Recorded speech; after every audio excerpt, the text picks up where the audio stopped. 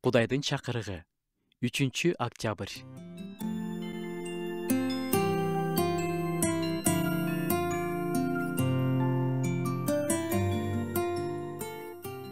Күнүгө биз бирөөлөр менен жолугушабыз. Күнүгө коштошобуз. Кыска убакытка, кээде бир отоло. Күнүгө ар кандай кырдаалдар биздин жашообузда түзүлүп турат. Күтпөгөн нерселер болуп кетет.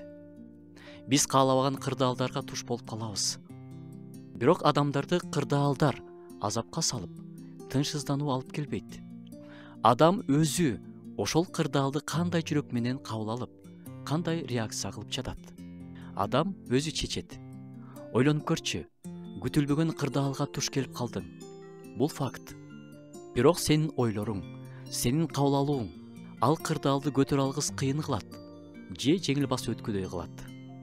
Ошол кырдаалда тыгылып, кайра-кайра өзүңдү жаман ойлор менен суугарып, азаптанып жашасаң да болот. Баары бүттү, мындан ары эч кандай жакшы нерсе жок деп жашасаң болот. Бирок дагы башка жол бар.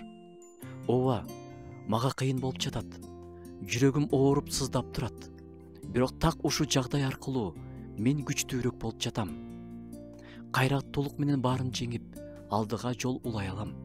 Мени бекемдеген, кайраттуулук берген Кудай менен мен баардыгын жеңе алам деп жашасаң да болот.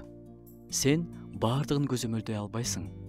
Жашооңдо ар кандай кырдаалдар болот.